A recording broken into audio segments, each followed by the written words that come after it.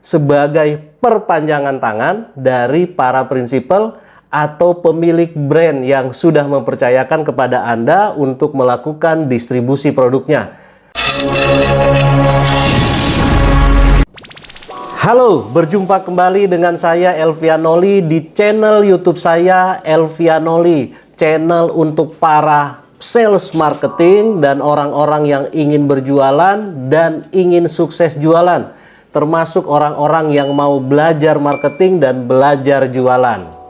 Pada beberapa video saya sebelumnya, kita telah membahas beberapa hal tentang distribusi dari perusahaan distributor. Jadi, bagi Anda yang ingin membangun atau membuat usaha atau bisnis di dalam usaha distributor, Anda wajib tonton beberapa video-video saya yang menyangkut tentang distributor. Dan kali ini, video ini juga menyangkut tentang distributor atau distribusi, atau juga perusahaan-perusahaan distributor yang sudah running, sudah berjalan sampai dengan hari ini, tapi Anda ingin mengetahui apa saja hal-hal yang penting yang harus diketahui dan dijalankan oleh para distributor-distributor di seluruh Indonesia. Banyak orang berpikir bahwa perusahaan distributor ini adalah mendistribusikan. Memang betul, karena suatu perusahaan distributor, hal yang paling utama adalah mendistribusikan produk. Tetapi ada beberapa hal penting juga yang harus kalian ketahui tentang suatu perusahaan distributor. Kali ini saya akan berikan tugas dan tanggung jawab perusahaan distributor. Yang pertama, sudah pasti Anda membutuhkan produk, membutuhkan barang. Berarti Anda harus membeli produk.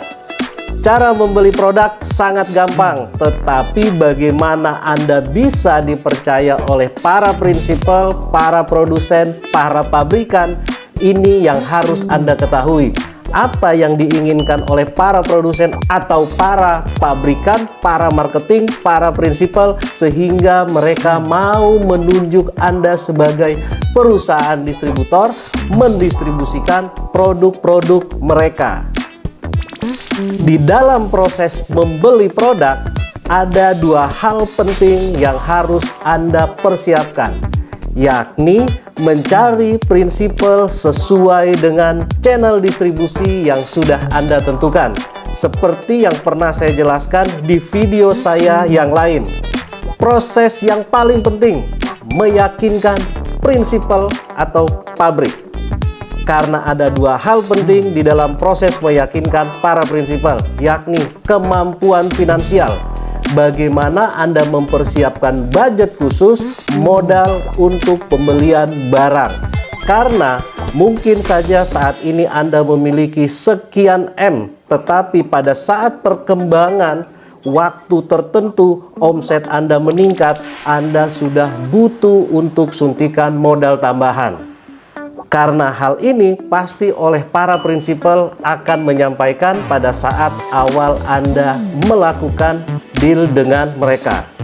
Sebelum saya lanjutkan, sebaiknya bagi kalian pengunjung baru di channel YouTube saya ini bisa membantu saya agar channel saya bisa berkembang. Anda bisa subscribe, dan jika video-video saya ini bermanfaat untuk Anda bisa like, komen, dan share ke siapa saja.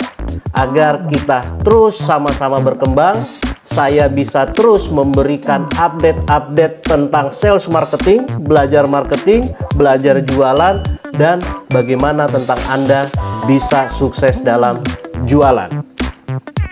Kedua, Anda harus bisa meyakinkan prinsipal dengan salah satu video saya sudah pernah menyampaikan tentang 8 servis yang dibutuhkan oleh distributor untuk melakukan servis kepada para customernya.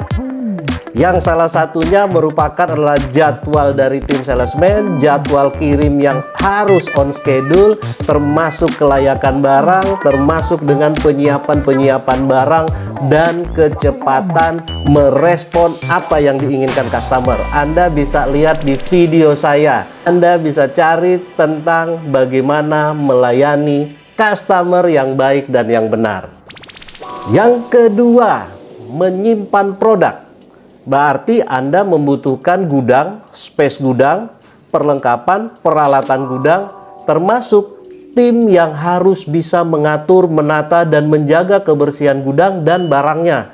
Karena banyak para distributor atau yang sering saya lihat, gudangnya besar, tetapi dalam penataan barang dan memperlakukan kelayakan barang sehingga bisa dijual kembali ke customer, ini yang sering problem.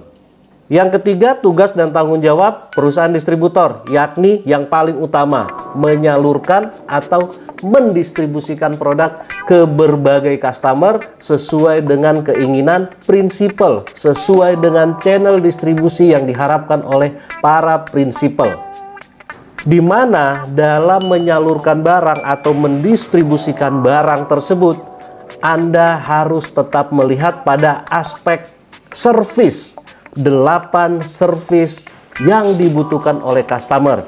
Yang saya sampaikan tadi bahwa Anda bisa melihat di video-video saya yang menyatakan bagaimana melayani customer secara baik dan yang benar, termasuk bagaimana jadwal pengiriman, jadwal kunjungan salesman, dan lain-lain.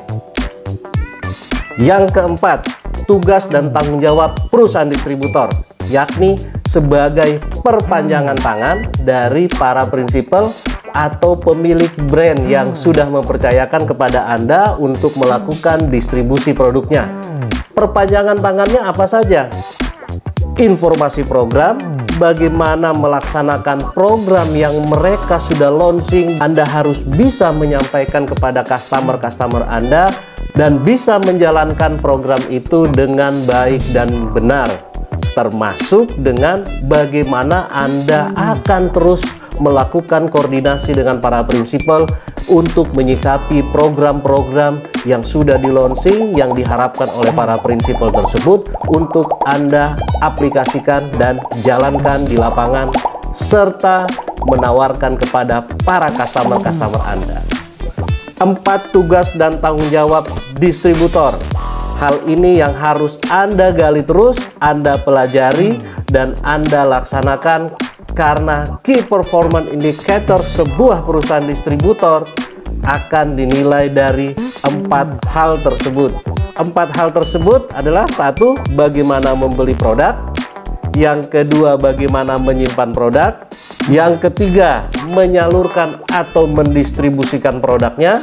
Dan yang keempat, sebagai perpanjangan tangan informasi dari para prinsipal.